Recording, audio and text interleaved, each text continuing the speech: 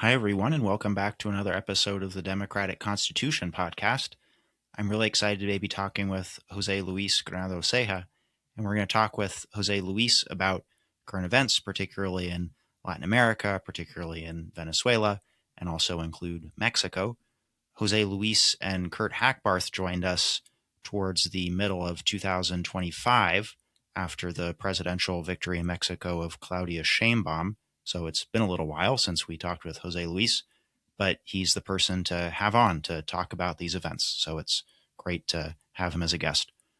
José Luis, first off, could you go ahead and introduce yourself? Sure, absolutely. So my name is José Luis Granados Ceja. I'm a Mexican journalist. I live and work here in Mexico City, and I cover Latin America for DropSite News.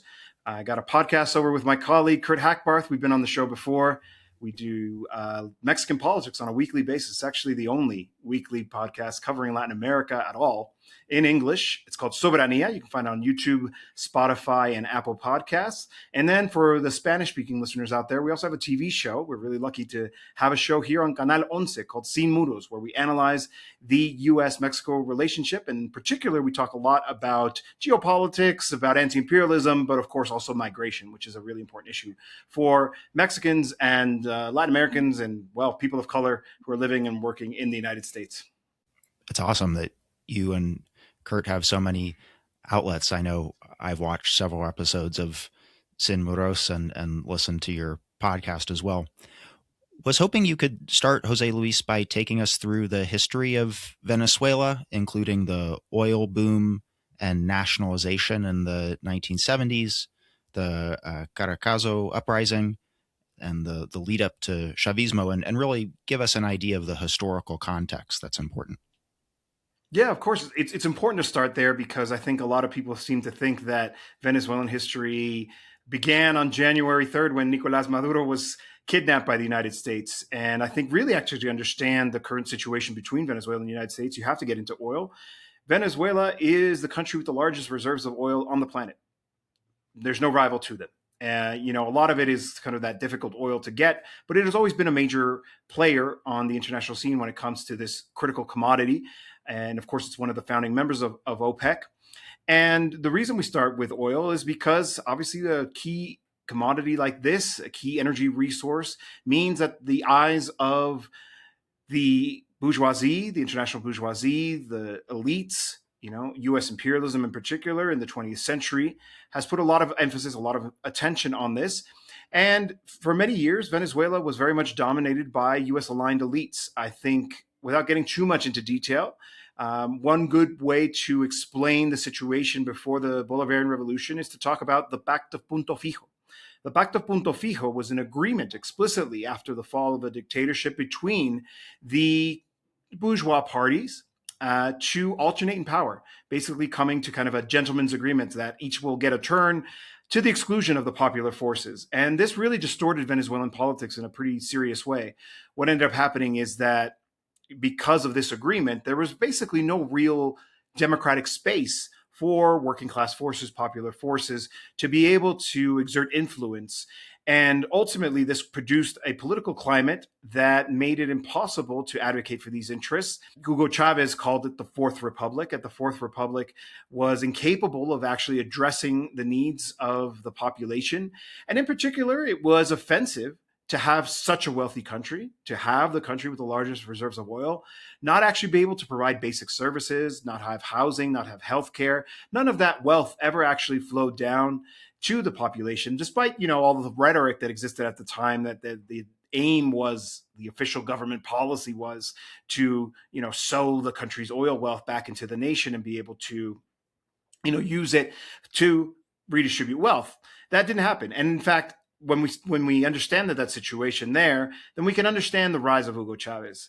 I think it's important to talk about who he was in particular, because he really kind of became famous in the country after he himself organized clandestinely within the armed forces a subversive group of military officers and troops who were equally frustrated with the political reality of Venezuela.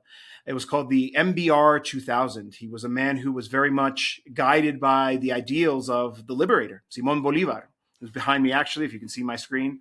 It's a little blurry because of the camera effect. But of course, trying to put the ideals of Bolivar, who was a man who's ahead of his time in a lot of ways in terms of his political vision, into practice. And in fact, his movement came to be known as Bolivarianism. And so what Hugo Chavez said was that they needed to bury the Fourth Republic. They needed to do away with this Pacto Punto Fijo and all of the institutions and the political situation that it created inside of Venezuela that made it so difficult for the people to actually be able to enjoy the wealth of the country that they lived in. And his commitment was basically to upend that order, to found a new republic, the Fifth Republic. That was his explicit intention, to say all of that oil wealth should actually go to the population. And of course, there's a lot of things that kind of happened, particularly around his kind of rise to fame. Like I said, so he organizes this clandestine movement and stages a coup d'etat himself, but it's unsuccessful. So other forces that were aligned with him were able to actually capture territory and achieve the military objectives. And he was in charge of Caracas, but he's not able to seize power. They're able to kind of control the situation. And as I said, this was a powder keg, a country that was a powder keg. A few years earlier, sorry to jump around so much, but a few years earlier, there was something known as the Caracazo, which was said now in retrospect to be one of the first uprisings in Latin America against neoliberalism, where because they increased the bus fares, people basically from one day to the next realized they couldn't even afford to get to their jobs, that didn't pay enough money in the first place. And it produced a spontaneous, organic uprising to kind of, I mentioned that to give you an idea of just kind of the frustration was. So when Hugo Chavez does this coup, there's actually a lot of sympathy for him, an incredible amount of sympathy for him. And in order to kind of settle the situation, they offer him an opportunity to address the country, to speak over national airwaves on every channel, to deliver a message, mainly to the troops that were loyal to him, to lay down their weapons, to stop the bloodshed. But he says in a really important phrase where he says, we were not able to achieve our objectives for now. And of course, in Spanish, por ahora. And that really, really became a phenomenon in Venezuela. The por ahora made people feel like, okay, it didn't happen this time, but it can happen or it will happen. And it gave a sense of hope that was very much kind of embodied in this figure. And so this por ahora kind of, he obviously was detained and was jailed. He was eventually pardoned by the subsequent president, and so he's released. And he kind of takes this momentum that he built and turns it into a political movement and starts organizing politically. In fact, it took some convincing to get him to agree to kind of go down the legal bourgeois route and try to secure power through elections. So he runs for president. And again, because of the very particular conditions, because the Fourth Republic had basically become totally exhausted, because of this frustration amongst the Venezuelan population, this outsider, this person who tried to coup the country, tried to upend the constitutional order, was seen as the country's savior. And he wins in a landslide in the December 1998 election.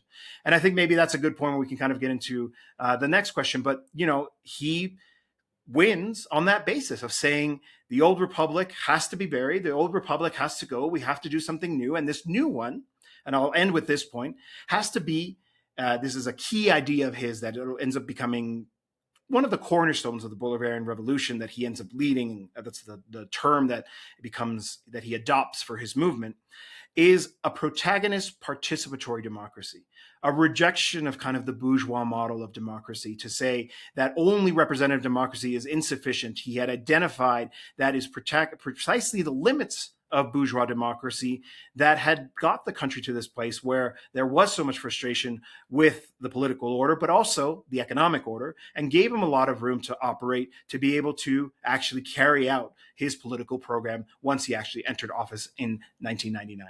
A lot of this has to do with, of course, my next question, how you would describe Chavismo. And also adding into that, I'm curious about this critique of the political institutions at the time. If you could add in, if perhaps what particularly he was pointing out about the political institutions that were insufficient. I think the thing is, when we kind of understand what the Pacto Punto Fijo was, we have to understand that that's not democracy. if you close the doors, quite literally, to the more popular grassroots working class forces, because at the time, for example, the Communist Party was very active and had a lot of support within the country, they were left out. They were excluded from the system. Well, then how can you possibly call that democracy? And even then, you could actually extend that even further to say, is representative democracy really a reflection of the will of the population? Because, of course, the system transforms parties, the system transforms individuals, and ultimately, despite, for example, there was Carlos. They called him Cap. He had been a president previously in the 70s, and actually was really quite popular for his redistribution plans and his investment in social infrastructure and all of this. He had run for election once again. It's kind of promising the same, but ultimately ends up implementing a neoliberal austerity program. That's what led into the Caracazo. And so people would vote for a political program, a proposal that was convincing for them, only to be betrayed once these individuals came into office. And that's what Hugo Chavez tapped into. These were some of the kind of the really specific things where it just felt like it doesn't matter who gets elected. It doesn't matter, if they promise one thing, because ultimately the system is designed to promote the interests of the elite. And in particular, in the case of Venezuela, being a country that has so much oil, ends up actually, just promoting the interests of imperialism, of being a country that facilitated the exploitation of and the extraction and the export of oil to other countries that met their political demands, And so, in fact, not to jump too much ahead, but we've seen Donald Trump talking about how they stole our oil, talking about Venezuela's oil. Well, that's kind of his logic, saying, well, we built up that industry. It was U.S. oil companies that invested in that country. There's actually an incredibly close relationship between the Venezuelan oil industry and the U.S. oil industry. Obviously, that degraded as a result of all of the recent political developments. But to the degree that Venezuela had hundreds of gas stations. Citgo it should still be, but it's been stolen, but was a fully owned subsidiary of the state oil company PDVSA of Venezuela. The oil refineries in Texas are designed to process that sort of heavy crude that comes from Venezuela. And so, the whole system, its economy, its political system was designed to serve the interests of the United States, not Venezuela. And that was kind of what Hugo Chavez was able to tap into and what he transformed, ultimately upending that and changing it and instituting a participatory protagonist democracy that also eventually becomes anti-imperialist and, yes, also socialist, right? And it transforms, right? Like Hugo Chavez, when he's first elected, was not a socialist. He didn't identify as such. In fact, there's a really famous interview where he says, I used to think that there was a third way and the third way was possible. And then he says that mask fell off. I realized the farce of it. And then, comes to the conclusion that the only way to truly guarantee a participatory protagonist democracy, the only way to actually have a political system that responds to the needs of the population is one that is built on socialism. What's interesting, I was actually talking about this with a friend yesterday, and we were trying to figure out if there were analogies that could be drawn with the Cuban Revolution, and I'm sure that's a whole topic. One thing that comes to mind, perhaps this is low-hanging fruit, but of course the Cuban Revolution doesn't immediately form ties with the Soviet Union. It takes a little while, not too long. And then, of course, there is no Soviet Union when this is happening in Venezuela. So the meaning of socialism, I'm sure, has changed, is developing. That's precisely why Hugo Chavez talked about socialism of the 21st century, kind of as a de facto critique of socialism of the 21st century. Without kind of disparaging, I think it was a very important experience for the working class on the planet, the really existing socialism that did exist in the 20th century, but kind of admitting that that's not the same thing that'll be useful for us now in the 21st century. And you're right. By the time Hugo Chavez is elected, there is no more Soviet Union, but there was Cuba. And in fact, Venezuela and Cuba signed their cooperation agreement very, very early in Hugo Chavez's term, way before even he declares the socialist character of the Bolivarian Revolution, because he understood that Cuba was one of the examples of a country that dared to stand up and chart an independent economic political path, in this case, also one built around socialism. What can we conclude about the Maduro era? If I'm remembering correctly, Chavez dies in 2014 or so, I believe. 2013, yeah. 2013. Thank you. March 5th, 2013. Thank you. What can we conclude about the Maduro era? What was it? Mostly a continuation of policies under Chavez? Was there a departure? Yeah. Well, I think it's important to just kind of quickly summarize Hugo Chavez's term before we kind of get into Maduro. Like I said, the Bolivarian Revolution kind of goes through stages, goes through an evolution. What ends up happening is, it becomes radicalized as a result of the 2002 coup against Hugo Chavez that briefly deposed him. He was ousted for approximately 48 hours, but is rescued by the population. So the population said, we elected this man.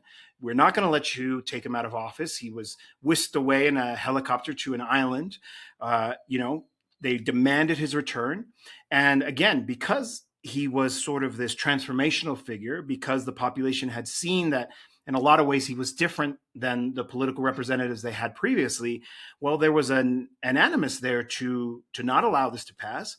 They go to the streets spontaneously. This is 2002, so there was no social media. Quite literally, people on motorcycles would ride around neighborhoods saying, Hugo Chavez published a letter. He's still alive. He did not resign. We have to go demand that he be returned to office. And he is. And that becomes a really important moment because he says, that when the coup happened, when he was taken away, that he thought that was it, that he was going to be killed, that it was over. And he always credits the Venezuelan population for his own life. He's to say, they saved me. And so because they saved me, then I should dedicate the rest of my life to them. And becomes, a moment where he says, it's now time to kind of go further. All of those things that I promised, all of those things that the population is demanding from me, I have to deliver. And then it becomes a political situation where, there is expropriation of industry. There is a massive expansion of social programs. A lot of people kind of only think about the situation Venezuela is in today, but he followed through on redistributing that wealth, of bringing doctors, Cuban doctors, into neighborhoods that had never seen one before, of building housing, of building roads, of expanding the subway system, just all of those kind of public investments that hadn't happened before, and doing it and in a really expedited timeline. So there's a lot of stuff that I'm glossing over here. There was a oil lockout where they tried to freeze the oil industry. They're able to overcome that. All of these kinds of moments that really kind of showed also the popular grassroots character of the Bolivarian Revolution. I know we often think about kind of the great men, and Hugo Chavez was at the center of it. And of course, he was indispensable. But there was also kind of the people that created him. George Chicarella Mayer has a book called "We Created Chavez," right? Which is an interview with dozens of grassroots leaders who said Chavez existed because of the situation, because there was the population that had become exhausted and started getting organized and was demanding and was able to revert a coup and was able to revert an oil lockout, right? Like all of this has to also be taken into consideration. Again, so to kind of fast forward to his death. So Hugo Chavez, gets diagnosed with cancer, ends up succumbing to it despite, efforts to try to attend to the cancer that was spreading in his body. But, he passes away. But before he does, he makes sure to know that his successor can and should be Nicolás Maduro. Nicolás Maduro is a figure that has been with Chavez from the very beginning, before he became president. Always kind of he emerged as a leader of a trade union. People always talk about him being a bus driver as to kind of discredit him, which I find offensive. Like, why shouldn't a bus driver become president? In fact, if we had more bus driver presidents and less lawyer presidents, we'd probably be better off as a planet. And he slowly rises. He becomes an elected member of the National Assembly. But Hugo Chavez sees kind of a lot of potential in him, and eventually becomes his vice president. He had served as his foreign minister. And yes, he says, if something happens to me, you should vote for Maduro. And the population does. Maduro takes over in an interim period, but then has to face fresh elections to kind of reinforce the mandate. It's a close election. He wins just by a very small margin. And then unfortunately, that's kind of the tone is set in that moment. Maduro had the impossible challenge. And I was on a program with Vijay Prasad, and he said that he had a chance to talk to Maduro about what he was feeling and thinking when Hugo Chavez asked him to take over to become president in the case of something happening to Hugo Chavez. And he said that he didn't want it, that he was not personally interested in it at all. He obviously accepted because he understood that that was his duty, his responsibility, but that, he was not an ambitious man. He was not interested in necessarily wielding power in that sense. And so, these were impossible shoes to fill. But nonetheless, he does what he can, right? But given sort of the monumental space that Hugo Chavez, occupied in Venezuela, and then you have a figure who's just, it's not I don't say this with a lot, to disrespect or to insult, but just, doesn't have the same charisma. He doesn't have the same oratory prowess that Hugo Chavez did. Well, it makes it a much harder situation, a much more difficult situation for him to govern the country. And then you start to see, the radicalization of an already radical right-wing opposition that starts flirting with, direct intervention, eventually starts promoting, instead of, democratic opposition, insurrectionary strategies. In 2014, there was these instances of the guarimbas, these violent protests where they quite literally killed dozens of people in the streets to try to unseat Nicolas Maduro from power. Then you see in 2015 the declaration by the United States as a unusual and extraordinary threat to the United States. The imposition, that was the beginning of the sanctions. In fact, the sanctions that are applied on Venezuela today invoke that same decree from Obama. So, you could see that just kind of like an onslaught, a nonstop onslaught from every corner, internationally, domestically, from the neighbors, right? At the time, Colombia was governed by these extreme right-wing forces, first with Álvaro Uribe, but then Juan Manuel Santos, Duque, right? Just, a very difficult situation. All that to say, Maduro was a loyal soldier of the Bolivarian Revolution and intended in every way to carry through Hugo Chavez's legacy of continuing to build the Bolivarian Revolution with its socialist characteristics. And I think it's important because sometimes people say, well, he betrayed and, he wasn't as consistent. The scenario was quite different. There was a huge crash of oil prices, which made it much more difficult to fund all of the social programs and the social investment.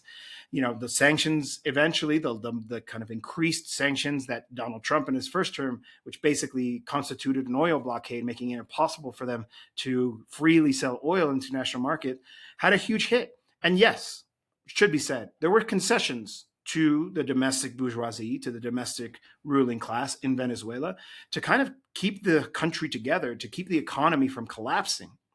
But as soon as that was overcome, as soon as there was some stability and they were able to tame hyperinflation, they were able to kind of keep capital flight from, basically undermining the entire economy.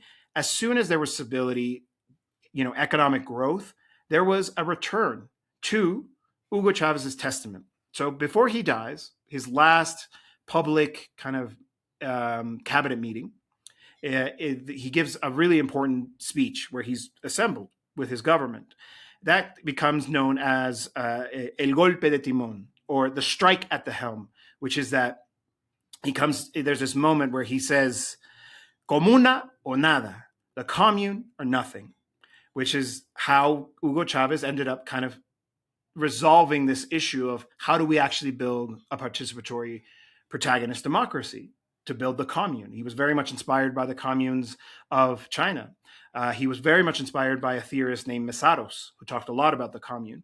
And there was a lot of emphasis on him, and it was kind of his political testament to say, the Bolivarian Revolution is not the Cuban doctors, and it's not the nationalization of the oil industry. Those are things that are important, but the soul, kind of the heart of the Bolivarian Revolution is the commune. And the communes are these autonomous spaces of self-government supported by the state, of course, but it's not, we shouldn't get confused. It's not like a fourth level of government. It's quite literally the people exercising control over their own territories in a democratic fashion with their communities and also exerting control over the productive forces inside of those territories. It's probably the highest expression of socialism that we have today in the Western Hemisphere, you know? So again, to go back to Maduro, what he does is pivot back into support, to finding ways to once again be able to build back the expression of the communes inside Venezuela. So I mention all of this to say that, you know, he was dealt a very difficult hand. He was able to manage it. And also, I am of the belief that he was fully committed to this notion of building the commune, of commune or nothing, of building, continuing to build socialism as the answer to the country's political problems. And so I think, in a lot of ways, you know, Maduro should be considered a figure equal in some ways to that of Hugo Chavez. Hugo Chavez had high oil prices. Hugo Chavez had charisma. Hugo Chavez had, you know, a huge democratic mandate. These are a lot of things that Maduro just didn't have. And nonetheless, the revolution endures to this day. And of course, I know we're going to get into kind of the more everything that's happened since his kidnapping. But, you know, we have to understand that at least the messaging that we're hearing from the government today of Venezuela is that Nicolás Maduro also had a plan for this. He knew that something like this could happen. I think they were operating on the assumption that he could possibly be killed. And so they said, if I get, this is the plan. Delcy Rodriguez takes over. And so everything Maduro did has also been indispensable in terms of this effort to keep the revolution alive. Maduro and his wife were, of course, kidnapped. They're now in the U.S. Delcy Rodriguez, the vice president, is sworn in by the Supreme Court as the new president. And there's been discussion about what is her relationship with the Trump administration. I was even listening, gosh, this was maybe a week ago, I was listening to an interview on Democracy Now!, and I was relatively surprised to hear the person they were talking with on Democracy Now!, not a tiny news outlet by any means, calling it a palace coup, essentially.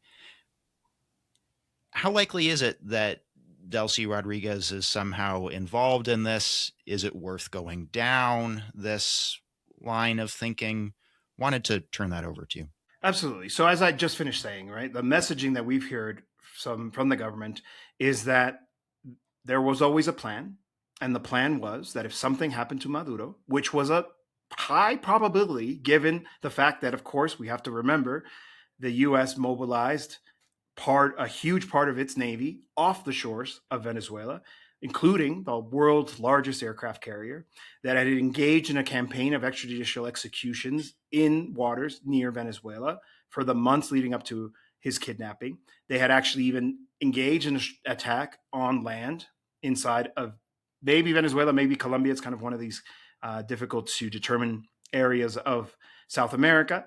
But nonetheless, you know, we were seeing this escalation after escalation. They knew something was coming. They knew it could include something that would have resulted in Maduro being unable to exercise the office of the presidency.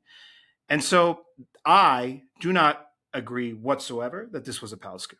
I do not think that there is evidence of it. I think people want to believe this narrative because it helps kind of, you know, resolve some contradictions for them. How did this happen? Well, the United States is incredibly powerful. You know, we shouldn't overestimate, but we can't underestimate either the actual military technological power of the United States. You know, this kidnapping was a very, very violent action. It was an operation that led to dozens of people being killed. Some of them, it appears, were killed in a bloodbath, you know, in a massacre. You know, it looks like the special forces that were assigned to this operation appeared to have a duty of just shoot to kill, you know, not take, no quarter, no ration. And so, you know, they had built a mock-up of the house where Maduro lived in order to carry out this operation. They, you know, there's some critiques that have happened as a result. Like, well, why didn't they fight back? Of course they fought back. You can talk to the Cuban security team that was protecting the president that survived, who will tell you they put up a fight, but they will also tell you that the United States seem to have used extraordinary firepower and also a lot of technology. There are reports that they use a kind of a disabling device that made them unable to be able to respond to the attack. They obviously bombed, destroyed the anti-aircraft missile batteries that they did have. I just read a report that apparently the Russian ambassador confirmed that at least 2 anti-aircraft missiles were fired. They have kind of these kind of shoulder-operated missile technology that Russia had sold to Venezuela in the event of an invasion, but unfortunately, they weren't able to hit their targets. Although there are reports that there were casualties on the U.S. side, that they nearly brought down one of the helicopters.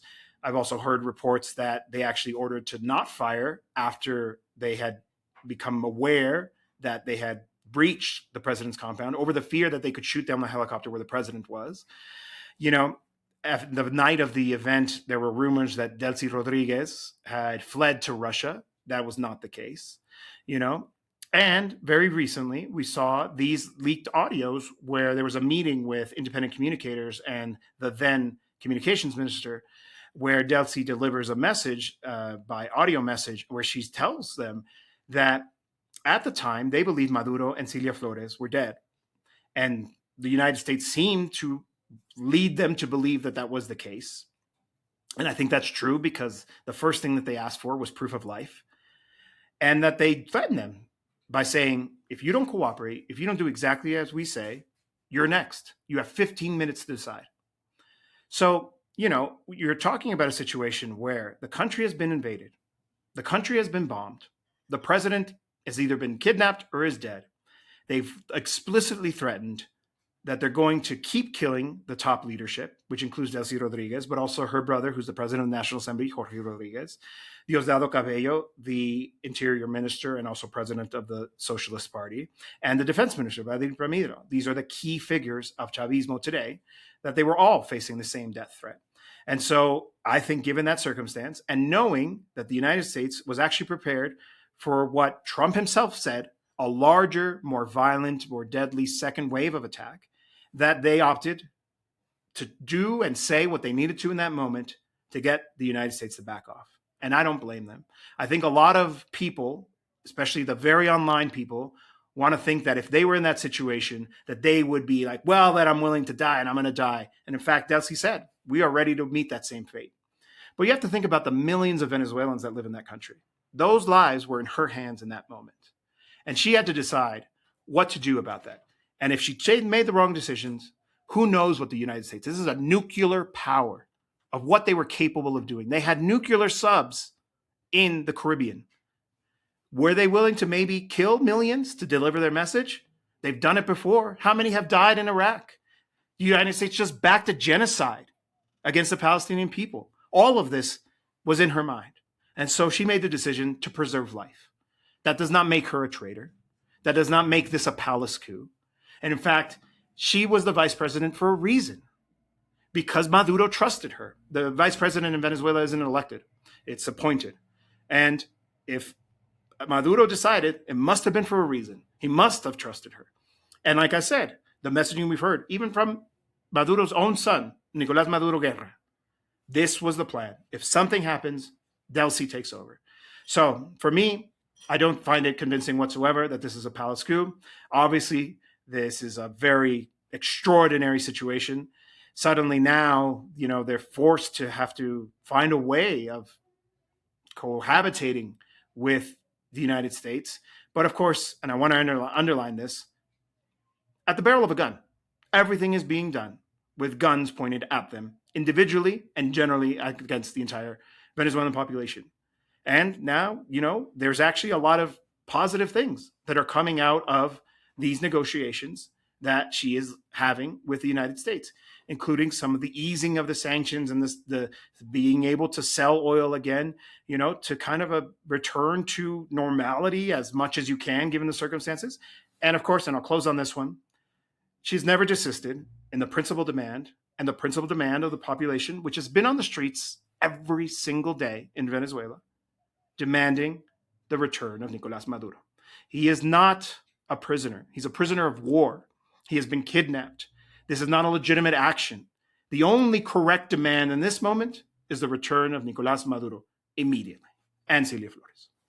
I want to pan out a little bit to the rest of the region. And before asking you specifically about Mexico, I wanted to touch briefly on Cuba. Cuba, of course, has been on the U.S. hit list for some time and has been under basically consistent sanctions for decades and decades. What's worth thinking about in terms of Cuba in this situation? There are, of course, hypotheticals one could go into. Maybe those are useful, maybe they're not useful. But how would you discuss Cuba in this current moment? So Cuba appears to be next. You know, we have to understand that what the United States did in Venezuela obeys a larger strategy. I call it the strategic retreat. I think there's enough evidence out there to validate that hypothesis. The national security strategy basically admits as much. It's time to pivot back to the Western Hemisphere. You won't say this in these terms, but it's a de facto acknowledgement that they've lost the fight for global hegemony. But they're not giving up on the fight for global hegemony. They understand that they have a peer rival now. It's China. China is a superpower and has the capability of really disputing authority on the globe. The United States policymakers understand that.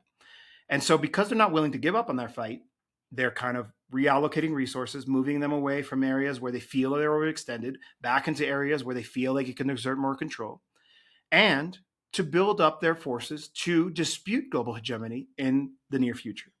They started with Venezuela because of its oil resources. That's why Trump and Rubio and all the rest of them have always been emphasizing the role of oil in all of this and about how that's the priority, even to the chagrin of the Florida Gusano lobby, which keeps talking about, forcing them to have, new elections, which Venezuela will eventually have to address in some way because its constitution, like I said, mandates fresh elections if there is, for whatever reason, the president's not able to exercise his functions. And so that's part of why Venezuela was first. But it's also about, kind of trying to knock down the threat of the example that Venezuela represented. And so that brings me to Cuba. Cuba has always been that thorn in the side of the United States, of people like Marco Rubio, who detest, almost in a visceral way, the Cuban Revolution.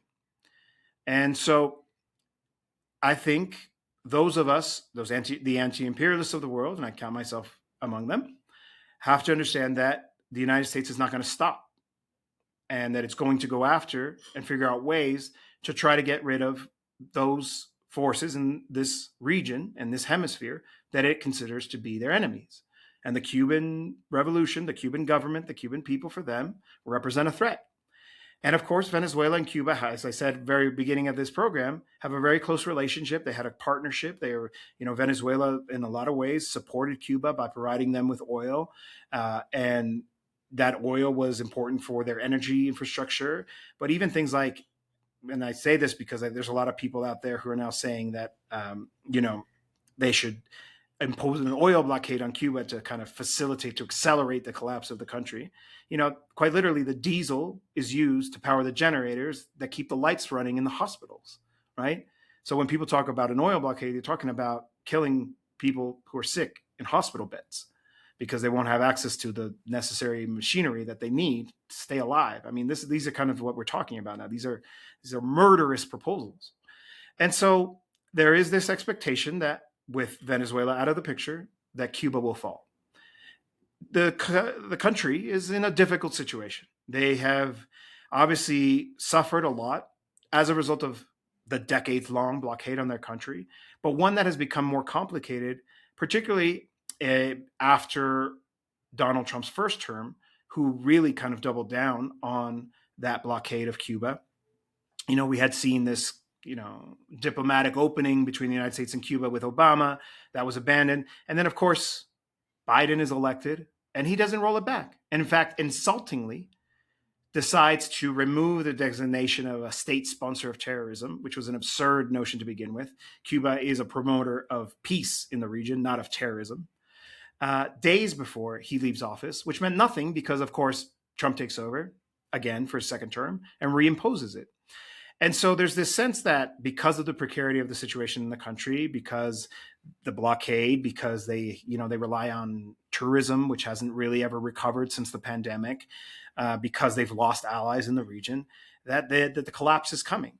But there are other countries, in this case Mexico, who are stepping up to the plate. Now, Claudia Sheinbaum says that this has always been kind of the government policy, state policy of Mexico to provide humanitarian aid to Cuba. And it's okay. And I agree with the defense along those terms. But I actually think that you can make a political defense of it and say, of course, if we want to sell oil to Cuba, you are not going to tell us what to do. We are an independent sovereign nation. They are an independent sovereign nation. And if we want to have relations the terms that we want to set, then we will. And I would think that that is an important element in terms of thinking about what we can do in terms of supporting Cuba. For example, here in Mexico, supporting the government's initiatives and its backing and its of the Cuban government and its selling and its provision of humanitarian aid. Because, there is a danger. And so it's a danger that I think even the U.S. golpistas, the people who want to see the Cuban regime fall, understand that a collapse could be catastrophic, especially on humanitarian terms, that it could be a horrible incident for the Cuban people where people could starve to death because of the situation. And so I think this is a moment for international solidarity, but also an understanding of what are the forces that are operating here, which is that, like I said at the beginning of my response to this question, that this is about the United States trying to exert dominance over Latin America again. And if, not saying that's going to happen, not that I want it to happen, God willing, it will never happen. But if it does, if Cuba falls, they won't stop there either. They'll go after Nicaragua. They're already going after Colombia. They're pressuring Mexico. They will do everything they can to exert dominance over the region because they see this region as vital to their ability to dispute global hegemony in the face of the rise of China. So those are the terms at which we're dealing with now, and why it's not just about Cuba and it's not just about Venezuela, even though in a lot of ways in this moment it's about U.S. imperialism. Well, let's start to wind down, and as we do, let's bring in Mexico. There are a few different ways to do that, and it's interesting. I had a question written down here for you about the Mexican Supreme Court elections, which we had you and Kurt on a little while back before the elections actually took place talking about. And I found myself thinking, well, gosh, this question feels a little out of place in my list of questions with Jose Luis because we're talking about Venezuela and what do the elections have to do with it. Now that I'm thinking about it, one of the things that folks were talking about in terms of the importance of having the elections was to avoid, and of course now the term escapes my mind, but basically an electoral or judicial coup, essentially using the court as a reactionary force to legally overthrow an elected president. So now I'm starting to think, okay, there are a little bit more ties here.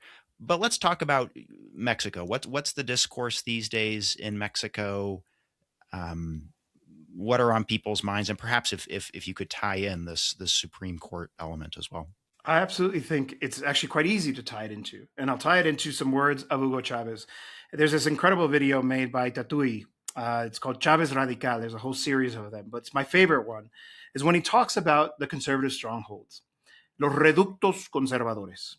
When a left-wing, socialist, anti-imperialist, popular, whatever you want to call it, counter-hegemonic, bienestar here in Mexico, when a government like that is elected, the reactionary forces, the conservative forces, the bourgeoisie that is aligned with the U.S. imperialism and U.S. elites, European elites as well, but obviously the U.S. neighbor plays a huge role here. Anywhere in the region, but also elsewhere, they retreat into these conservative strongholds. It's these spaces where they've been able to kind of carve out a place where they can continue to exert power. In a lot of places, it's like the private media. It's a place where they can influence the public discourse. Academia, right wing ideology being spread throughout private and public universities. The electoral authorities, who engage in these campaigns to prescribe candidates. And I was recently in Colombia, in Bogota, where we were talking with our Argentine comrades who were, emphasizing the lawfare campaign against Cristina Fernandez de Kirchner, who is in house arrest. And obviously, the whole point is to make sure that she can't run for office. Where we see the efforts to take advantage of these conservative strongholds to act against a government with a democratic, legitimate mandate. One of these spaces is the judiciary. And if you leave it to them, they will screw you with it, without a doubt. And in fact, that happened here in Mexico. The judiciary was a conservative stronghold that was used to impede Lopez Obrador's agenda, an agenda he was elected on, not only elected on, but had massive popular support. Quite literally, in issuing injunctions to stop these public projects. They had to kind of figure out ways of working around them. They would, prosecute people who had ties to organized crime, and suddenly they would get released, because they had a corrupt judge in their pocket. All of these things that made actually carrying out the transformation of the country more difficult. Not impossible, but more difficult. So bring it on. If that's what you want to do, then we'll take the fight to you and we will drive you out of those conservative strongholds. That's what Hugo Chavez says in that one. One after another, one after another. If you are going to conspire against us, then we're going to organize and push you out until you're left with none. And that's part of, for me, what the judicial reform in Mexico was all about. Not only that, we're on the Democratic Constitution blog podcast. Imagine that. The legislative branch is elected. The executive branch is elected. Why shouldn't the judicial branch be elected? Obviously, there's a whole process. Somebody who doesn't have the criteria to be a judge is not going to be able to be elected judge. But the candidates that are eligible and have the capacity for it go on the ballot and the people decide. And if they don't comply, we can vote them out. That seems pretty reasonable to me, and is an integral part to the deepening of the fourth transformation here in Mexico. It has allowed us to really kind of continue to push forward, because now we know that there aren't corrupt judges or right-wing judges who are acting ideologically, who are trying to stop a democratic mandate. And I think that part is really important when we think about what it actually means to engage in a transformation, a political transformation of a country. That we can't limit ourselves to the existing order, because the existing order was built by the people who want to see it reproduced. And we're trying to change that. So then you have to take the fight to them, as Venezuela did, Cuba, of course, did as well, and Mexico has as well. And I think the proof is in the pudding. We had the election of the Supreme Court, the whole entire judicial branch's election. It's happening in phases. So the first part has been done. But the first part included a total renewal of the Supreme Court, which was one of the biggest kind of bulwarks against the fourth transformation, stopping this progress. And it's probably the most progressive Supreme Court on the planet. And why? Because it's directly elected. Because the population is smart. A lot of people discredit the intelligence of people. They're not going to know who to vote for. Yeah, they're going to vote for the people who are going to expand their rights and protect their rights, which is really the duty of a Supreme Court. And the president right now of the Supreme Court is an indigenous Mixteco man from Oaxaca. Where would that have happened? I don't think he ever would have had the possibility under the old system of becoming the president of the Supreme Court. And next year, it'll be a woman. It'll be Lenia Batres, who calls herself ministra because she got second place. It's all about what place you got in the vote. So it shows you that trust in the masses. The masses will deliver what is necessary to continue the transformation. Really appreciate you bringing in the Constitution, not just in Mexico, but in the U.S. I think we see here in the U.S. how our political system has gotten us into all kinds of binds and has empowered a very small section of the society, maybe even just one person in the executive to do a lot of different things, to the extent to which one thought that the system was designed to stop that from happening or check that when it starts to happening. I think we're starting to see that that's not necessarily the case. That's a whole other question, but was really one of the things that launched me into an interest in what's going on in Mexico, not just Morena, but also the elections of the Supreme Court. And as you've said other places, I think that the changes that are going on in Mexico will continue to become more and more relevant in other parts of the world, including in the US. I suppose there's always a gap, perhaps, in which something happens and then slowly but surely it starts to trickle. At least that's the hope, and part of that is the democratic project. I always say it's just our part. We are really lucky to have these spaces, and I'm glad you invited me on here. This is one of them. Like I said, I was just at the Nuestra America conference, and one of the conclusions is that we have to get really serious about how we unite forces, and part of that is the communication strategy. That's why we do what we do, because there is a language barrier. I think a lot that kind of impedes the communication of people between Latin America and North America, United States and Canada. But we can get over that. We can find ways, and I'm not the only communicator who works in English, so find out there. But I think that's part of our responsibilities, to go out there and find the information we need, and listen to these alternative voices and spread them and share them with our friends, because the situation is really urgent. We are in a world where we watched a genocide happen in real time in front of us, where we awoke on a Saturday morning to learn, in my case, from my friends inside Venezuela, that the country had been bombed and they had taken the president and his wife, where there are open assassinations happening on the streets of the United States by security forces. It's in a lot of ways a very difficult reality. And I think that should compel us to have to kind of figure out solutions. Some of those, I think, you can be inspired by what's happening here in Mexico, or the resilience of the Venezuelan people. I know that's an overused term, but the fact that they're on the streets every day demanding the return of Nicolás Maduro, you don't hear about that too often. In fact, there's always these pained efforts to try to say that, oh, the opposition's not on the streets because they're scared, trying to explain away the fact that the people in Venezuela do not accept what happened and are actively organizing against it.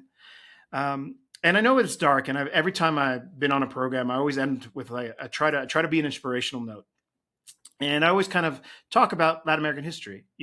This is a region that saw brutal, violent, repressive right-wing dictatorships. There was the entire counterinsurgency campaign in Central America, here in Mexico, the Dirty War, where violence and death was used as an instrument of policy to prevent the rise of the left. And yet, we endured, we overcame, and we can continue to overcome the situation. I think the tyrannical nature of for me, I consider it to be fascist forces in the United States right now, is actually not a sign of strength, but of weakness, of an empire in decline, of an empire that is gripping tighter because it can feel the slipping away. And that, in a lot of ways, I think should allow us to think about there's a potential in all of this for the real transformation we all want. It'll take different shapes and forms and names or whatever, but change is coming. But it requires us to get really serious. And to do a lot of work. It's going to be difficult. We're going to have to educate ourselves. We're going to have to get mobilized, but we have to get organized. It's not enough to just vote. It's not enough to go march. We have to get together with our friends and neighbors. We have to convince each other. We have to figure out what it means to be able to have a rapid response, for example. There is a very real danger of the United States bombing Mexico. If that happens, are we ready? Are we ready with a rapid response? I don't think so, but we can be, and we should be. And I hope that people understand that this is a duty that falls to all of us, and everyone can contribute however they can. Some of us will do a podcast. Some of us will do popular education. Others will be academic researchers and provide some kind of insight. Everyone has a part, but it's important for us that we do it. Thank you, Jose Luis. I think that's a really excellent note to end on. And of course, it's not the end. We're only continuing. But to pause the conversation for now, and we'll have you on soon. Absolutely. Great work as well. Everybody, check out Democratic Constitution blog. Glad it exists. It's one of those niche topics that I think is actually really important to really get into. You guys are doing a great job. So congratulations. And of course, invite everybody to check out the work of Mexico Solidarity Media, Soberanía, and for the Spanish speakers who are listening, Sin Muros on Canal 11.